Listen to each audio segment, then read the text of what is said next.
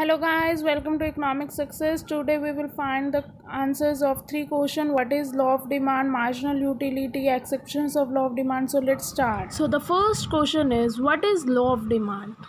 Law of demand क्या कहता है? ये कहता है कि अदर थिंग्स को हम कांस्टेंट रखते हैं. अदर थिंग्स कैसे क्या हो गई? कंज्यूमर का इनकम हो गई और टेस्ट एंड प्रेफरेंसेस हो गए, गुड्स के रिलेटेड गुड्स के प्राइजेस हो गए. इन सब को हम सिर्फ कांस्टेंट रखेंगे और सिर्फ हम किसका रिलेशन दिखाएंगे? प्राइस और क्वांटिटी डिमांडेड का, जो कि क्या होता है? इन्वर्स रिलेशनशिप होता है. जैसे कि प्राइस बढ़ेगा तो क्वांटिटी डिमांड कम हो जाएगी और प्राइस कम होगा तो क्वांटिटी डिमांडेड बढ़ जाएगी. ठीक है. नेक्स्ट है एजम्पशंस. एजम्पशंस क्या कहती हैं इसमें कि प्राइस जो है रिलेटेड गुड्स का वो सेम रहते हैं, इनकम भी कांस्टेंट रहेगी, सेम ही इनकम रहेगी, चेंज नहीं होगी, टेस्ट एंड अदर फैक्टर्स भी सेम रहेंगे, सिर्फ प्राइस ही चेंज होगा क्योंकि हम सिर्फ प्राइस और क्वांटिटी डिमांडेड का रिलेशन दिखाते हैं. लॉ ऑफ डिमांड को अगर और अच्छे से समझना है तो हम इसको डिमांड शेड्यूल और डिमांड कर्व की हेल्प के थ्रू समझेंगे. तो डिमांड शेड्यूल क्या होता है? ये एक टेबुलर प्रेजेंटेशन होती है टेबल की फॉर्म में, किसकी? क्वांटिटी डिमांडेड के अलग अलग प्राइजेस पर. It is of 2 types. ये 2 तरह का हो. So the first question is what is law of demand? Law of demand क्या कहता है? ये कहता है कि अदर थिंग्स को हम कांस्टेंट रखते हैं. अदर थिंग्स कैसे क्या हो गई? कंज्यूमर का इनकम हो गई और टेस्ट एंड प्रेफरेंसेस हो गए, गुड्स के रिलेटेड गुड्स के प्राइजेस हो गए. इन सब को हम सिर्फ कांस्टेंट रखेंगे और सिर्फ हम किसका रिलेशन दिखाएंगे? प्राइस और क्वांटिटी डिमांडेड का, जो कि क्या होता है? इन्वर्स रिलेशनशिप होता है. जैसे कि प्राइस बढ़ेगा तो क्वांटिटी डिमांड कम हो जाएगी और प्राइस कम होगा तो क्वांटिटी डिमांडेड बढ़ जाएगी. ठीक है. नेक्स्ट है एजम्पशंस.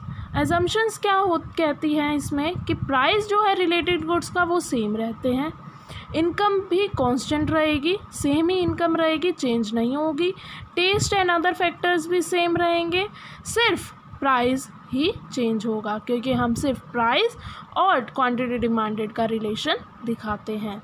लॉ ऑफ डिमांड को अगर और अच्छे से समझना है तो हम इसको डिमांड शेड्यूल और डिमांड कर्व की हेल्प के थ्रू समझेंगे. तो डिमांड शेड्यूल क्या होता है? ये एक टेबुलर प्रेजेंटेशन होती है टेबल की फॉर्म में, किसकी? क्वांटिटी डिमांडेड के अलग अलग प्राइजेस पर.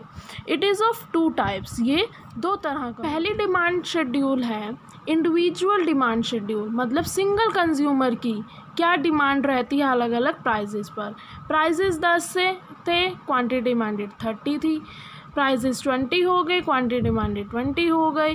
प्राइजेस 30 हुए, क्वांटिटी डिमांडेड 10 हो गई. तो मतलब प्राइस बढ़ रहे हैं और क्वांटिटी डिमांडेड कम हो रही है. नेक्स्ट है मार्केट डिमांड शेड्यूल. इसमें सम होता है किसका? बहुत सारे कंज्यूमर का एक पर्टिकुलर प्राइस पर. जैसे कि 10 प्राइस था, क्वांटिटी ए, कंज्यूमर ए कितनी क्वांटिटी कर रहा है? 30 कंज्यूम कर रहा है. कंज्यूमर बी 40 कर रहा है. तो मार्केट में टोटल कितनी कंज्यूम हो रही है? 70 हो रही है. 20 प्राइस पर एक कंज्यूमर 20 कर रहा है, बी कंज्यूमर 30 कर रहा है और मार्केट में टोटल 50 हो रही है. 30 प्राइस पर कंज्यूमर ए 10 कर रहा है कंज्यूमर बी 20 कर रहा है और पूरी मार्केट 30 कंज्यूम कर रही है. तो हमने इसमें क्या नोट करा कि प्राइजेस बढ़ रहे हैं और क्वांटिटी डिमांडेड कम हो रही है. ऐसे ही वाइस वर्सा होता है. पहले हमने करा डिमांड शेड्यूल, अब है डिमांड कर्व. डिमांड शेड्यूल था टेबुलर प्रेजेंटेशन, अब डिमांड कर्व है डायग्रामेटिक रिप्रेजेंटेशन. किसकी? डिमांड शेड्यूल की. उसी टेबल की अब हम डायग्राम में समझेंगे. ये भी 2 तरह का होता है, individual and market.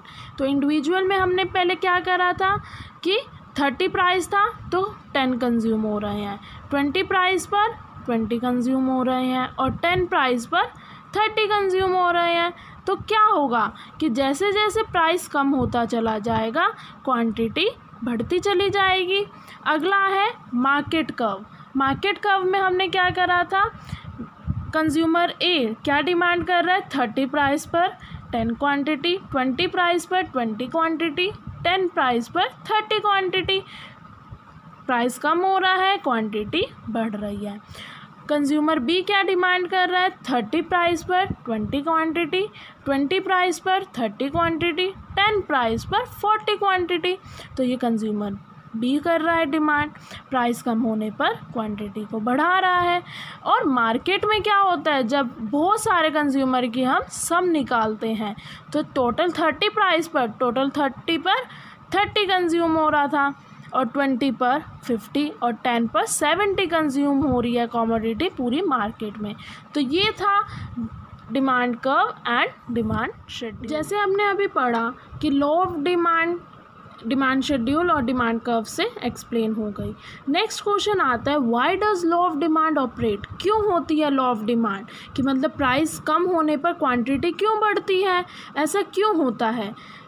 Next question है, why does law of demand curve slopes downward, उसकी कर्व्स डाउनवर्ड स्लोप कैसे जाती है। नेक्स्ट है question, why does a consumer buy more of a commodity at less price, मतलब कि कंज्यूमर बाय क्यों करता है ज़्यादा कम प्राइजेस पर। अब हमने इसको एक्सप्लेन करना है, ये ज़रूर आता है क्वेश्चन कि प्राइस कम होने पर क्वांटिटी कैसे बढ़ती है। तो पहला है इसका point, law of diminishing marginal utility. According to this law, as more and more units of a given commodity are consumed, an additional satisfaction, that is marginal utility। marginal utility क्या होती है कि आप एक एक्स्ट्रा खाओगे तो उससे जो आपको सेटिस्फेक्शन मिलेगी, एडिशनल सेटिस्फेक्शन जिसको हम कहते हैं, वो जो हमें मिलेगी वो क्या होगी, कम होती चली जाएगी। जैसे जैसे आप और यूनिट्स को कंज्यूम करोगे, खाते जाओगे, यूज़ करते जाओगे, जो उसकी सेटिस्फेक्शन होगी वो आपकी कम होती चली जाएगी।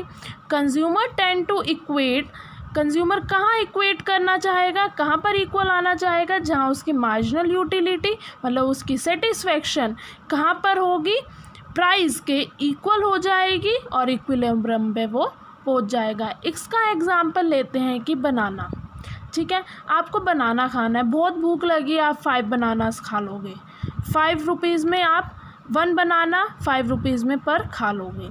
नेक्स्ट आपको, ठीक है, और थोड़ी सी भूख लगी है तो आप एक और बनाना ले लोगे 5 रुपीज़ में, कोई बात नहीं ले लोगे।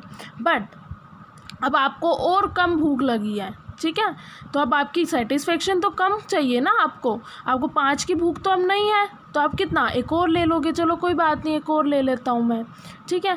तो उससे क्या होगा, आप अब प्राइस क्या हो जाएगा, आप कम प्राइस पर लोगे। उस भाई को ये थोड़ी क्या होगा कि भाई मैं 5 में ही लूँगा, नहीं, अब उसको क्या होगा कि नहीं यार 3 में दे दे, क्योंकि मैं तो 2 ले बैठा हूँ ऑलरेडी, ठीक है। ऐसे करते करते जब वो 5 कंज्यूम करेगा उसकी प्राइस भी कम होती चली जाएगी, और जब प्राइस कम होगी तो इससे हम क्या डिराइव कर सकते हैं, हमारी क्वांटिटी इंक्रीज़ हो सकती है।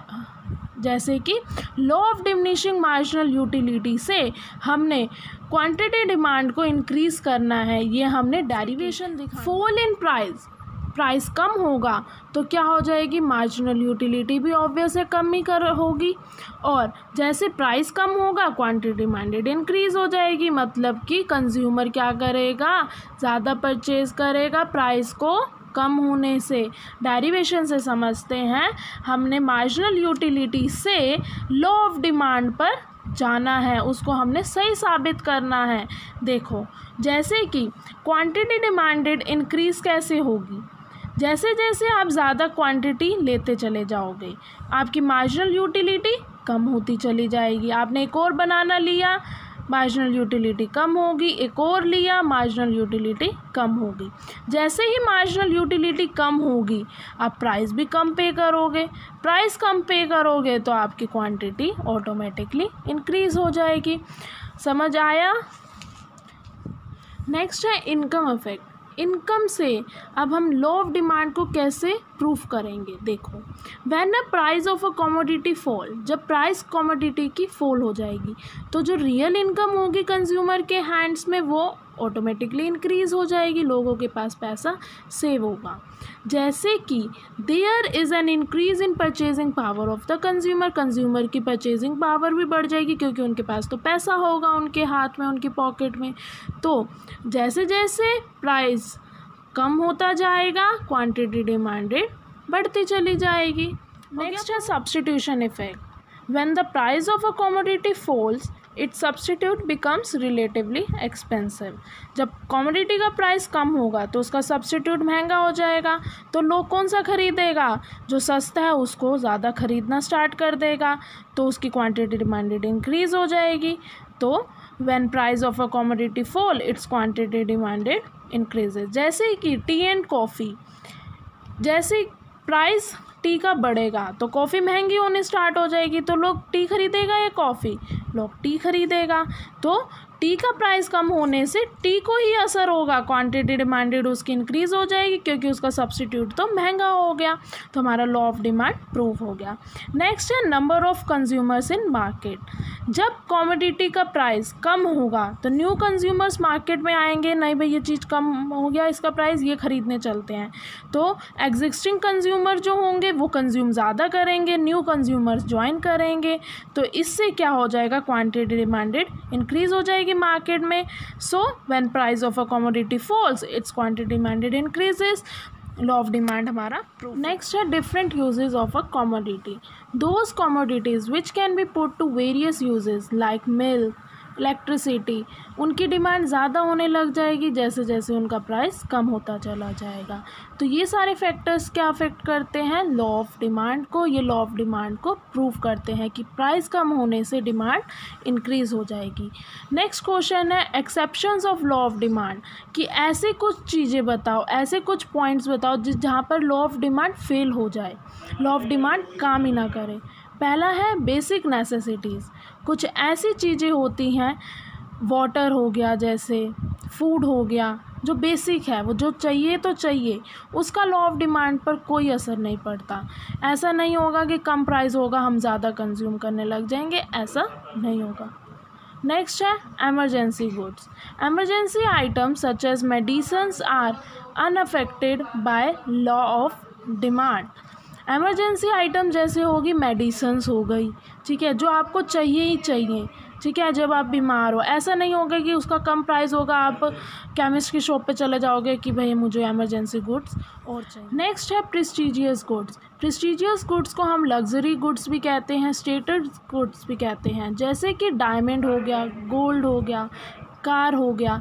इनकी डिमांड क्या होती है? जब भी बढ़ती है जब इनके प्राइजेस बढ़ते हैं. क्यों? क्योंकि ये हम आपके स्टेटस दिखाते हैं, तो यहाँ पर हमारा लॉ ऑफ डिमांड फेल हो जाता है. नेक्स्ट है गिफन गुड्स.